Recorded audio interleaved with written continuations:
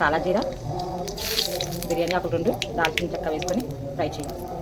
టమాటీ ప్యూరీని వేసుకోవాలి. ఇందులో 1 స్పూను అల్లం వెల్లుల్లి పేస్ట్ కూడా వేసుకొని బాగా ఫ్రై చేసుకోవాలి. కొంచెం స్పూను పసుపు,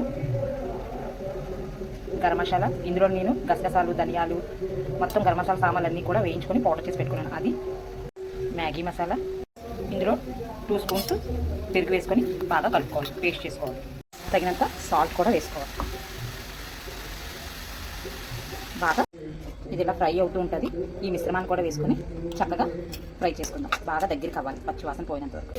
చూస్తున్నారా, ఇందులో నేను కొంచెం నీళ్ళు పోసుకుంటున్నాను. ఇలా నీళ్ళు పోసుకొని కలుపుకొని 5 మినిట్స్ దగ్గరికి అవ్వనిద్దాం. మొత్తం అన్ని పన్నీర్ ముక్కలు వేసుకొని మూత పెట్టుకుందాం.